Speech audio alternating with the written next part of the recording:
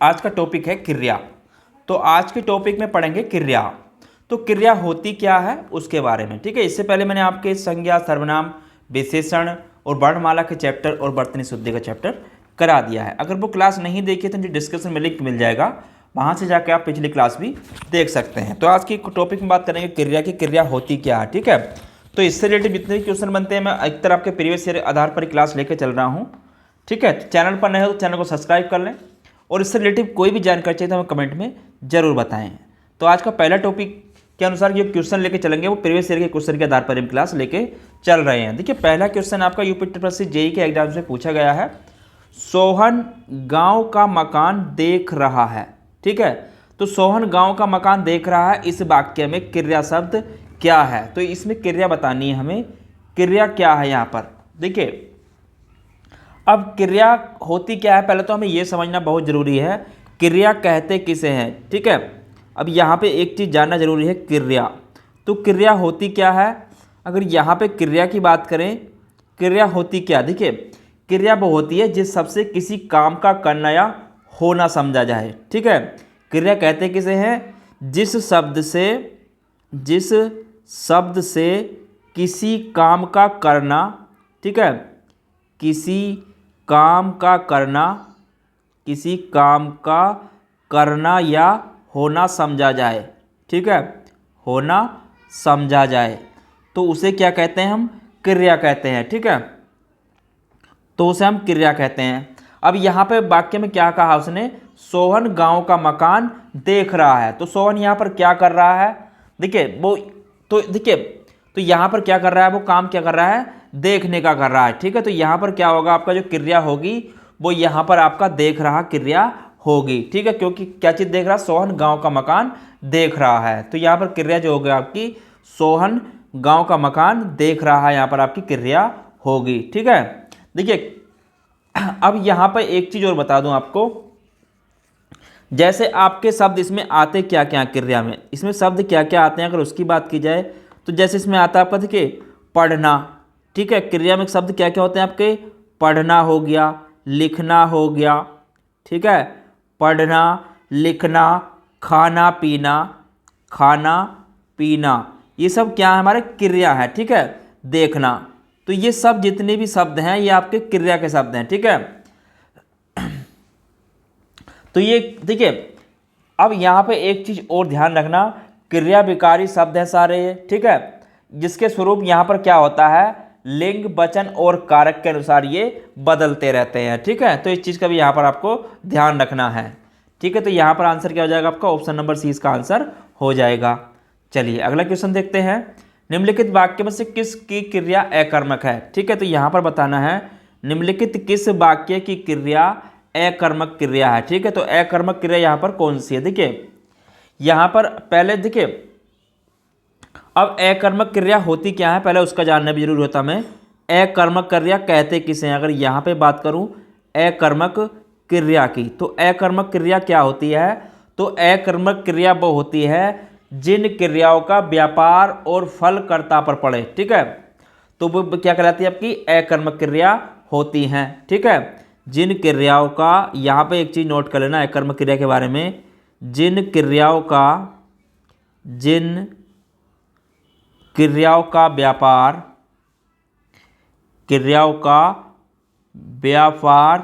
और फल, ठीक है, व्यापार और आपका फल कर्ता पर पड़े, किस पर पड़े, कर्ता पर पड़े, तो वे आपके क्या होती हैं, अकर्मक क्रिया होती है, ठीक है।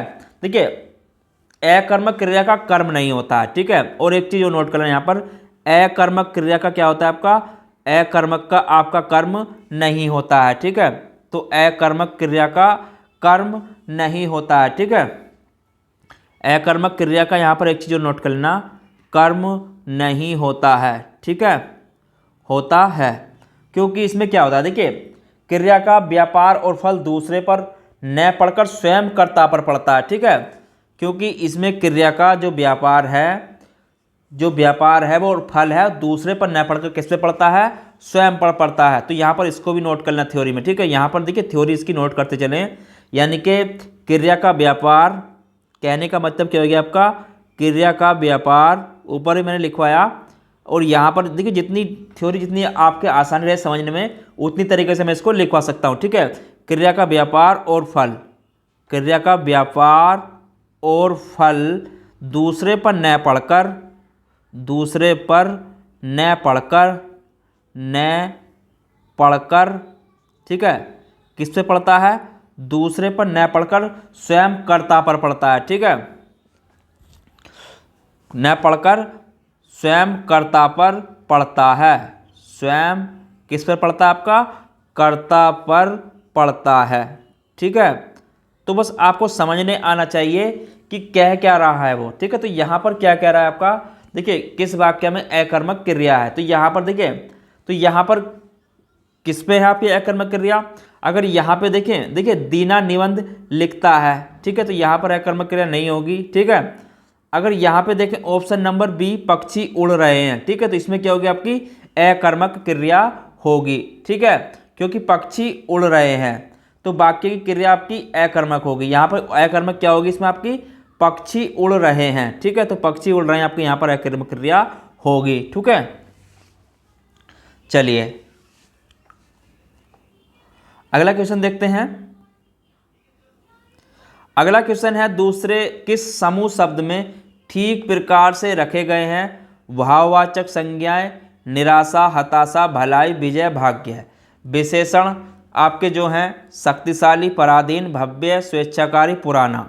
सर्वनाम मैं, तुम, तुम्हारा, क्या, तुम्हें। अकर्मक क्रियाएं लजाना, मरना, सोना, पढ़ाना।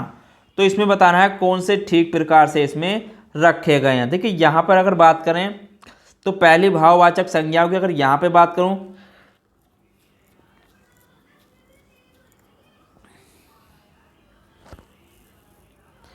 तो यहाँ पे भाववाचक संज्ञा की अगर बात करूं तो निराशा, हताशा, भलाई, विजय, भाग्य, तो ये भाववाचक संज्ञा में है, सही है बिल्कुल। दूसरे की बात करें विशेषण, विशेषण में अगर शक्तिशाली, पराधीन, सभ्य, स्वेच्छाकारी, पुराना, तो ये भी सही है, आपका विशेषण के अनुसार सही रखे गए हैं।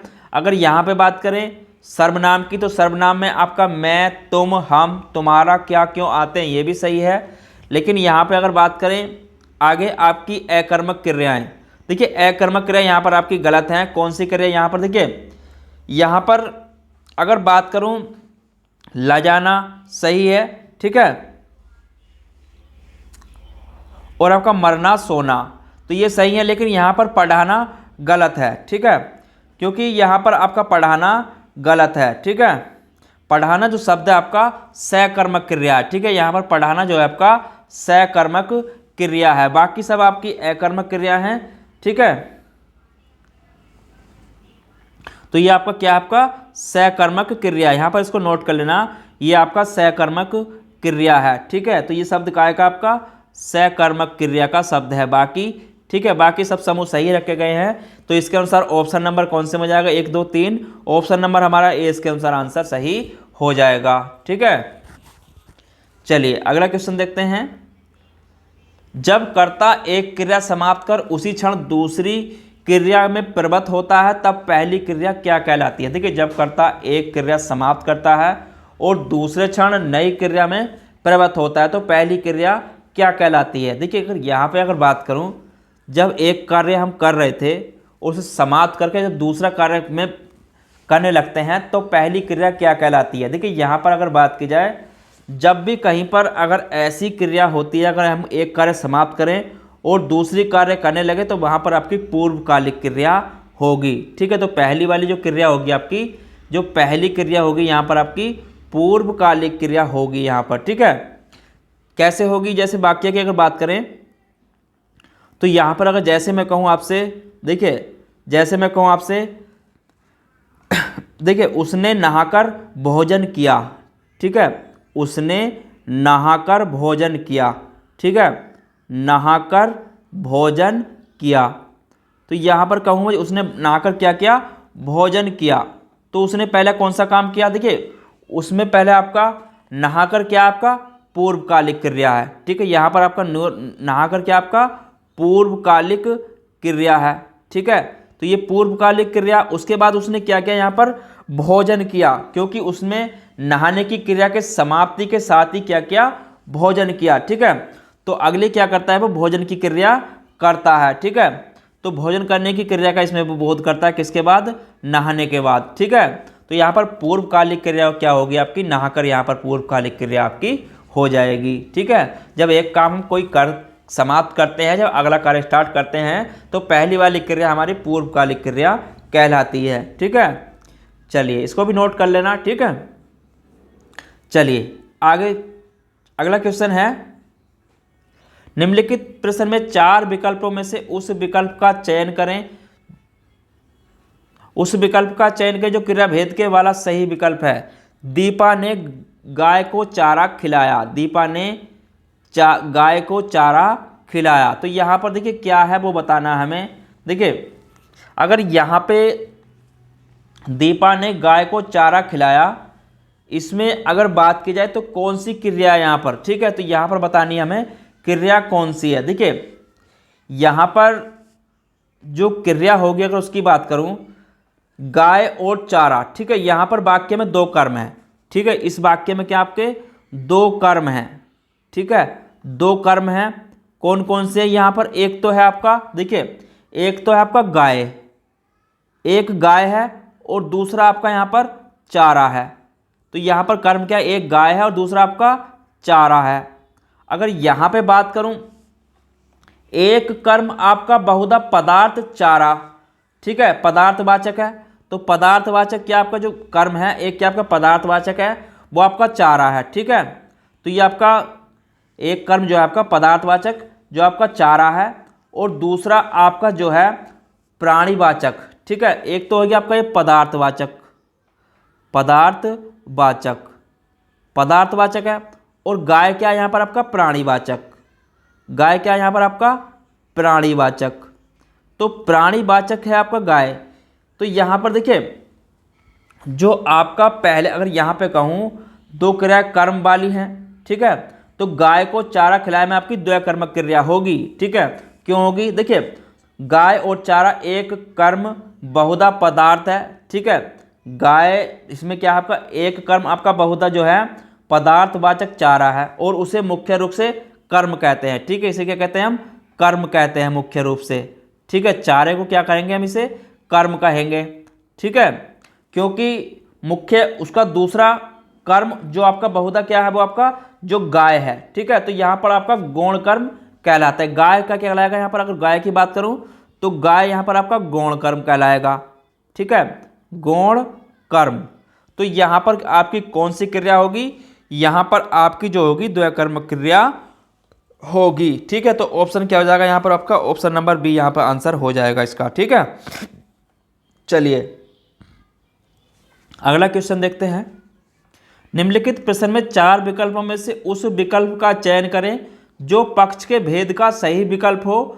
दीपा लगातार पढ़ाई करती थी, इसलिए कक्षा में प्रथम आई है। तो यहाँ पर देखिए यहाँ पर क्या कहा उसने, दीपा लगातार पढ़ाई करती थी इसलिए कक्षा में प्रथम आई है। तो यहाँ पर देखिए, तो यहाँ पर दीपा लगातार पढ़ाई करती थी इसलिए कक्षा में प्रथम आई है। तो यहाँ पर क्या कहा गया है, उसने जो अभ्यास लगातार करती रही, मतलब कहने का ये हो गया जो वो अभ्यास करती थी इसी की वजह से प्रथम आई है। तो क्रिया के जिस रूप में व्यापार का बोध होता है, तो वहाँ पर देखिए उसने यहाँ पर लगातार पढ़ाई की, यानी कि किसी चीज़ का अभ्यास किया, तो इसलिए कक्षा में क्या आई, वो प्रथम आई। ठीक है, तो यहाँ पर अभ्यास घोतक पक्ष आपका प्रस्तुत किया गया है। देखिए किस क्रिया के जिस रूप में व्यापार का बोध होता है उसे क्रिया का पक्ष कहते हैं, और इस क्रिया के पक्ष को जो है देखिए पहली दृष्टि से अगर यहाँ पर देखें तो क्रिया की प्रक्रिया के आरंभ के होने वाले के काल के रूप में, और दूसरा देखेंगे दूसरे से क्रिया की प्रक्रिया के रूप में। तो पहले प्रकार के अनुसार यहाँ पे अगर बात करूँ, देखिए अगर यहाँ पे, तो यहाँ पे जो होगा आपका अभ्यास बोधक पक्ष। ठीक है, तो यहाँ पर क्या होगा आपका अभ्यास बोधक पक्ष, यहाँ पर आंसर इसका होगा। ठीक है, तो यहाँ पर क्या होगा आपका अभ्यास बोधक पक्ष, यहाँ पर आंसर इसका होगा। अब देखिए यहाँ पे कुछ नोट कर लेना, क्रिया की अगर पहले के अनुसार अगर बात करूं क्रिया के पक्षों को 4 भागों में बांटा गया है। पहले प्रकार के अनुसार यहाँ पर अगर बात करूं तो क्रिया के पक्षों को 4 भागों में बांटा गया, ठीक है। क्रिया के पहले पक्षों को कितने भागों में बांटा गया आपका? 4 भागों में, ठीक है। क्रिया के पक्ष को 4 भागों में बांटा गया है, 4 भागों में बांटा गया है, भागों में बांटा गया है। अब कौन कौन से में बांटा गया है उसकी बात कर लेता हूँ यहाँ पर। देखिए इसमें जो पहला होता है वो होता है आपका अभ्यास या आरंभ बोधक, ठीक है, जिसे कहते हैं हम अभ्यास या आरंभ बोधक, ठीक है। तो यहाँ पर नोट कर लेना आरंभ बोधक, आरंभ बोधक, आरंभ बोधक पक्ष पहला। तो इस पक्ष में क्या होता है? देखिए इस पक्ष की अगर बात करूं आरंभ बोधक पक्ष की, तो इसमें क्रिया के आरंभ होने की स्थिति का बोध होता है, ठीक है। इसमें क्या होता है? क्रिया के आरंभ होने की स्थिति का बोध होता है, ठीक है। क्रिया के आरंभ होने की स्थिति का क्या होता है? इसमें आरंभ होने की स्थिति का बोध होता है, ठीक है। स्थिति का इसमें क्या होता है? आपका बोध होता है, ठीक है। दूसरा होता है आपका इसमें नित्य बोधक। तो यहाँ पे बात करूं नित्यात बोधक, ठीक है, नित्यता बोधक। तो इसमें क्या होता है? देखिए नित्य बोधक पक्ष की अगर बात करूं यहाँ पर, तो इस पक्ष में क्रिया की प्रक्रिया निरंतर का बोध होता है, ठीक है। इसमें क्या होता है? इसमें आपका इस पक्ष में अगर इसकी बात करूं, इस पक्ष में क्रिया की प्रक्रिया की निरंतरता का बोध होता है, ठीक है, क्रिया की निरंतरता का बोध होता है। तो यहाँ पर इनको नोट करते चलना, निरंतरता का बोध होता है, निरंतरता का बोध होता है, ठीक है। तो यहाँ पर इसको भी नोट कर लेना। उसके बाद इसमें होता है आगे आपका प्रगति बोधक। तीसरा होता है आपका इसमें प्रगति बोधक। तो प्रगति बोधक की अगर यहाँ पर बात करूँ प्रगति बोधक पक्ष की, तो इसमें क्रिया की निरंतर प्रगति का बोध होता है, ठीक है। इसमें क्या होता है? निरंतर, इसमें निरंतर क्रिया की, इसमें क्रिया की निरंतर प्रगति का बोध होता है, ठीक है, निरंतर प्रगति का बोध होता है। तो इसको भी यहाँ पर नोट कर लेना, ठीक है। तो जितने भी पॉइंट हैं सारे मोस्ट है। चौथा होता है इसमें आपका पूर्णता बोधक, ठीक है, पूर्णता बोधक। तो पूर्णता बोधक की अगर यहाँ पे बात करूँ पूर्णता बोधक पक्ष, तो पूर्णता बोधक पक्ष में क्या होता है? देखिए इस पक्ष के अंतर्गत क्रिया की पूर्ण समाप्ति का ज्ञान होता है, ठीक है। इसमें क्या होता है? इस पक्ष के अंतर्गत जो आता है, इस पक्ष के अंतर्गत जो आता है आपका क्रिया की पूर्ण समाप्ति का बोध होता है, ठीक है। तो क्रिया की पूर्ण समाप्ति का बोध होता है, ठीक है, पूर्ण समाप्ति का बोध होता है, ठीक है, बोध होता है। तो ये सारे पॉइंट हैं, इनको नोट कर लेना। बाकी मैं आपको थ्योरी में कराऊंगा तो वहां पर आपको आसानी से समझ में आ जाएंगे, ठीक है। तो ये 4 पक्ष होते हैं क्रिया के। प्रथम पहले प्रकार के अनुसार क्रिया के 4 पक्षों में से वर्गीकृत किया गया है, ठीक है। तो इस चीज को भी यहां पर नोट कर लेना, ठीक है। चलिए आगे क्वेश्चन की बात करते हैं। अगला क्वेश्चन है, निम्नलिखित प्रश्न में 4 विकल्पों में से उस विकल्प का चयन करें जो वृत्ति के सही वाक्य भेद का विकल्प है। तो यहाँ पे अगर बात करें, देखिए यहाँ पे अगर बात की जाए, यदि सारा सामान मिल गया तो भोजन अच्छा बनेगा। यहाँ पर कहने का मतलब क्या? देखिए यदि सारा सामान मिल गया तो भोजन अच्छा बनेगा। तो यहाँ पर क्या हुआ? देखिए यहाँ पर उसने जो संकेत दिया, अगर उसकी बात की जाए तो किस चीज़ का यहाँ पर संकेत दे रहा है वो? अगर भोजन अच्छा बनेगा। तो यहाँ पर अगर बात की जाए तो इसमें देखिए यहाँ पर क्रिया की वृत्ति का संकेतार्थक भेद प्रस्तुत किया जा रहा है, यानी कि वृत्ति का अर्थ है मन की स्थिति, ठीक है। यानी कि मन की स्थिति से क्या कर रहा है? वक्ता की वृत्ति का बोध होता है, जिससे यह होता है कि देखिए यानी कि उसने अपनी ऐसा संकेत करा कि यदि सारा सामान मिल गया तो यहाँ पर अच्छा भोजन बनेगा, ठीक है। तो इसका ऑप्शन क्या है आपका? संकेतार्थ। देखिए संकेतार्थ की यहाँ पे अगर बात करूँ तो संकेतार्थ में देखिए देखिए, जो हिंदी में वृत्ति के 5 भेद हैं, ठीक है, तो उसमें से एक आपका संकेतार्थ भी है, ठीक है। तो उसमें कौन कौन से भेद हैं? संकेतार्थ है आपका, संदेहार्थ भी है, समानार्थ भी है और निश्चयार्थ भी है, ठीक है। तो 4 तो ये हो गए, एक इसमें विद्यार्थ है, 5वां क्या है इसमें आपका? विद्यार्थ। तो ये 5 भेद हैं हिंदी में वृत्ति के, ठीक है। हिंदी में वृत्ति के 5 भेद हैं। हिंदी में वृत्ति के आपके कितने भेद हैं? वृत्ति के 5 भेद हैं, ठीक है, 5 भेद हैं, जिसमें आपका पहले आता है विद्यार्थ, ठीक है। यहाँ पर नोट करा देता हूँ, पहले आता है, देखिए इसमें आपका विद्यार्थ, तो यहाँ पर नोट कर लेना विद्यार्थ। दूसरा आता है यहाँ पर, पहला होगा विद्यार्थ, दूसरा यहाँ पर बात नोट कर लेना निश्चार्थ, ठीक है, निश्चार्थ। तीसरा नोट करना यहाँ पर अपना संभावनार्थ, ठीक है, संभावनार्थ। चौथा नोट करना यहाँ पर, चौथा नोट करना यहाँ पर, ठीक है, तो वो है आपका संदेहार्थ, संदेहार्थ, संदेहार्थ। और 5वां जो है वो है आपका संकेतार्थ, क्या है आपका? संकेतार्थ, ठीक है। तो इसको नोट कर लेना। देखिए संकेतार्थ होता क्या है, यहाँ पर जो ऑप्शन दिया है संकेतार्थ की बात करूँ तो जिस वाक्य में 2 क्रियाएं होती हैं, जहाँ पर भी अगर 2 क्रियाएं हो रही हों तो उसमें कार्य कारण संबंध होता है, ठीक है, कार्य का कारण संबंध होता है। तो कार्य का कारण संबंध होता है और उसमें परिणाम की सूचना जारी रहती है, यानी कि कोई कार्य हो रहा है उसके परिणाम की सूचना इसमें जारी रहती है, तो वहाँ पर उसे संकेतार्थ वृत्ति के नाम से जाना जाता है, ठीक है। जैसे यहाँ पर कहा यदि सारा सामान मिल गया तो भोजन अच्छा बनेगा, ठीक है। तो यहाँ पर संकेतार्थ भेद प्रस्तुत किया गया है। बाकी मैं आपको सारे इनके बारे में आगे कराऊंगा थ्योरी में, ठीक है, इनकी थ्योरी आपको आगे कराऊंगा, इसलिए केवल आपको मैं यहाँ पर बता रहा हूँ वृत्ति में हिंदी में वृत्ति के 5 भेद होते हैं, ठीक है। बस इसको इतना नोट कर लेना यहाँ पर। अभी अगला क्वेश्चन है, निम्नलिखित प्रश्न में 4 विकल्पों में से उस विकल्प का चयन करें जो पक्ष के भेद का सही विकल्प है। अब सीता चलने लगी है, ठीक है। तो यहाँ पर देखिए अब सीता चलने लगी है, तो यहाँ पर देखिए अब उसने क्या कहा, यहाँ पर अब सीता चलने लगी है। तो यहाँ पर देखिए अगर यहाँ की बात करूँ तो यहाँ पर कौन से उसका पक्ष का बोध हो रहा है, तो यहाँ पर अगर बात की जाए अब सीता चलने लगी है, तो इस पक्ष में देखिए क्या है, क्रिया के आरंभ होने की स्थिति का बोध होने लगा है, ठीक है। चलने लगी है मतलब क्रिया के आरंभ इस होने की स्थिति का यहाँ पर बोध होने लगा है, ठीक है। तो यहाँ पर आंसर क्या हो जाएगा, आरंभ बोधक पक्ष इसका आंसर हो जाएगा, ठीक है। क्योंकि इसमें इस पक्ष में होता क्या, आरंभ बोधक पक्ष की बात करूं तो इसमें आपका क्या होता है, इस पक्ष में क्रिया के आरंभ होने की स्थिति का बोध होता है, ठीक है।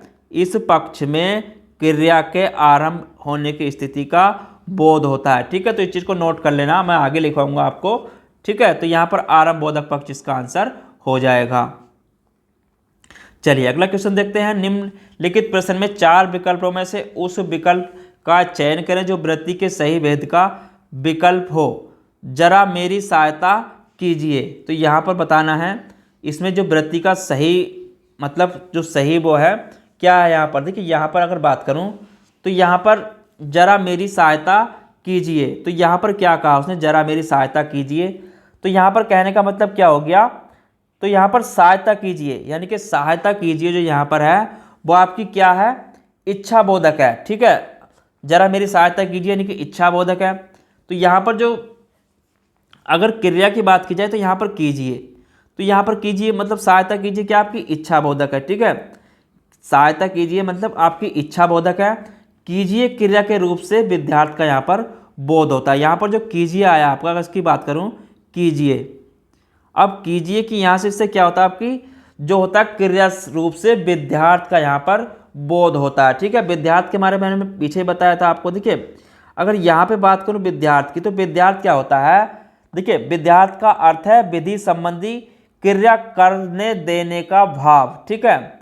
यानी कि जो क्रिया है विधि संबंधी क्रिया करने देने का भाव, ठीक है। तो यहाँ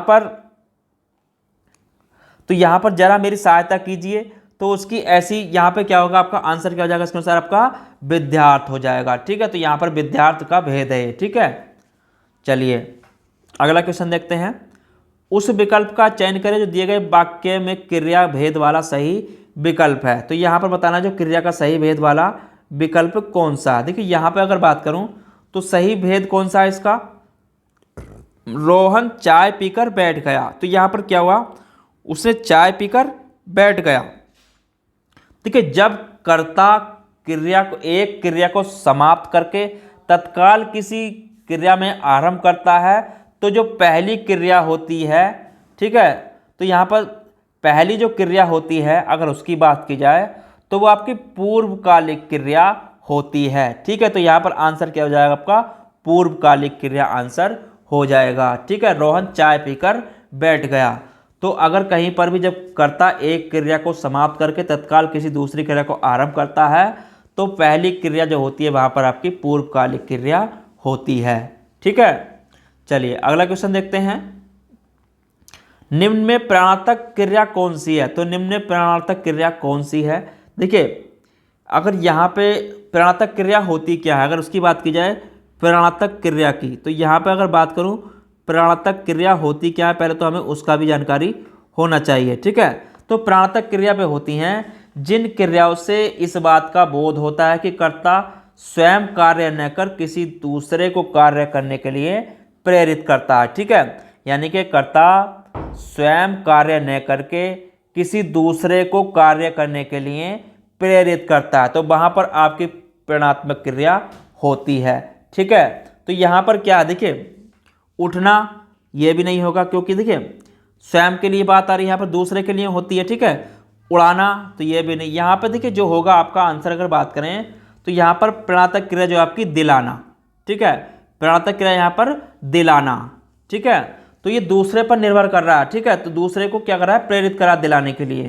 तो यहाँ पर प्रेरणात्मक क्रिया क्या होगी, आपकी दिलाना प्रेरणात्मक क्रिया यहाँ पर होगी। ठीक है, तो आंसर क्या हो जाएगा इसका, दिलाना। चलिए अगला क्वेश्चन देख रहे हैं। पढ़ रहा था तो इसमें कौन सी क्रिया है। पढ़ रहा था तो इसमें कौन सी क्रिया, देखिए जब कोई क्रिया दो क्रियाओं के संयोग से निर्मित होती है, जब कोई क्रिया दो क्रियाओं के संयोग से निर्मित होती है तो वहां पर आपकी संयुक्त क्रिया होती है। ठीक है, तो वहां पर क्या होती है, आपकी संयुक्त क्रिया होती है। ठीक है, क्योंकि यहाँ पे इसमें क्या कहा, देखिए इसमें पढ़ रहा तो इसमें आपकी संयुक्त क्रिया है। ठीक है, संयुक्त क्रिया होती क्या है, जब कोई क्रिया दो क्रियाओं के संयोग से निर्मित होती है तो उसे संयुक्त क्रिया कहते हैं। ठीक है, जैसे यहां पर कहा उसने पढ़ रहा था। ठीक है, चलिए अगला क्वेश्चन देखते हैं। वह शाम को घर जाएगा वाक्य में वृत्ति अर्थ का, वह शाम को घर जाएगा वाक्य में वृत्ति का अर्थ का कौन सा भेद है। देखिए यहां पर वह शाम को घर जाएगा, तो यहां पर वृत्ति मतलब उसके यहां पर मूड यानी कि वक्ता की मन की स्थिति, यानी कि उसकी मन की स्थिति का यहाँ पर जो बोध हो रहा है वाक्य में क्रिया रूपी द्वारा वक्त यानी कि व्यक्त होता है जो कार्य या व्यापार के लैखिक जगत से घटित न हुआ हो। ठीक है, वक्ता के मस्तिष्क में इच्छा यानी कि वह शाम को घर जाएगा, तो इस व्यक्ति के मस्तिष्क में इच्छा, संभावना, अनुमान जो आदि के रूप में निहित होता है उसका संबंध आपका काय से होता है, वृत्ति से होता है। तो यहाँ पर वक्ता के घर जाने की निश्चय की वृत्ति क्या है, आपकी निश्चार्थ है, यानी कि निश्चार्थ यानी कि शाम को वो घर जाएगा, उसके मन में क्या है, निश्चार्थ स्थिति है, यानी कि वो शाम को घर जाएगा। तो आंसर क्या हो जाएगा यहाँ पर, ऑप्शन नंबर इसका भी आंसर हो जाएगा। ठीक है, क्योंकि वह शाम को घर जाएगा, तो यहाँ पर निश्चार्थ है। चलिए अगला क्वेश्चन देखते हैं। वह भोजन बनाता है वाक्य में कौन सा पक्ष है। तो वह भोजन बनाता है तो वाक्य में कौन सा पक्ष है। देखिए यहाँ पे अगर बात करूं वह भोजन बनाता है तो वाक्य में यहाँ पर देखिए, तो यहाँ पर अगर बात की जाए तो यहाँ पर आपका जो है, तो यहाँ पर देखिए आवर्ती यहाँ पर होगा आपका आवर्ती मूलक। आवर्ती मूलक क्यों होगा, देखिए वाक्य में क्रिया की आवर्ती का मूलक पक्ष है। ठीक है, क्योंकि इसमें क्रिया सदैव बनी रहती है, वह भोजन बनाता है, तो आवर्ती मूलक में जो होती है आपकी, इसमें क्रिया आपकी सदैव बनी रहती है।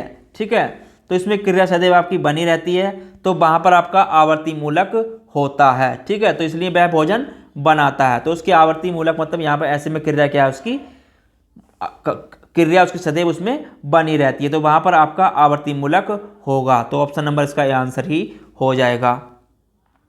चलिए अगला क्वेश्चन देखते हैं और आज का लास्ट क्वेश्चन है, जिस क्रिया से संचालित व्यापार का फल कर्ता को छोड़कर कर्म पर पड़ता है उसे कौन सी क्रिया कहते हैं। जिस क्रिया से संचालित व्यापार का फल कर्ता को छोड़कर कर्म पर पड़ता है उसे कौन सी क्रिया कहते हैं। देखिए, जिस क्रिया से अगर कहीं पर कर्म का होना जरूरी होता है, अगर जिस क्रिया से जहाँ पर आपका कर्म का होना जरूरी हो, ठीक है, कर्म का होना,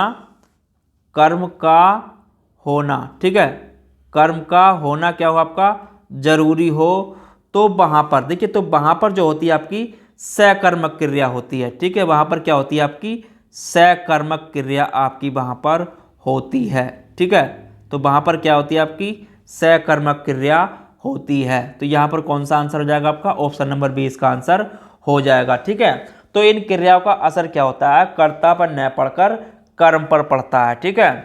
तो यहाँ पर इस क्रियाओं में आपका कर्ता पर न पढ़कर किस पर पड़ता है, आपका कर्म पर पड़ता है, तो वहाँ पर आपकी सकर्मक क्रिया होती है। जैसे मैं एग्जाम्पल्स की अगर बात करूँ यहाँ पर, जैसे मैं कहूँ विकास पानी पीता है, ठीक है, विकास पानी पीता है, तो विकास पानी पीता है, तो यहाँ पर देखिए इसमें जो पीता है तो वो क्या आपकी क्रिया, तो यहाँ पर पीता क्या आपकी क्रिया हो गई, क्रिया यहाँ पर क्या आपकी पीता, और यहाँ पर फल यानी कि कर्ता, अगर कर्म की बात करूँ तो कर्म क्या है यहाँ पर आपका पानी, ठीक है। तो किस पर पड़ रहा है, ये आपका कर्म जो पड़ रहा है, यहाँ पर क्रिया का फल कर्ता पर न पढ़कर कर्म यानी कि पानी पर पड़ रहा है, ठीक है। तो यहाँ पर कर्म क्या आपका पानी, तो ऐसी क्रिया क्या होती है हमारी सकर्मक क्रिया होती है, ठीक है।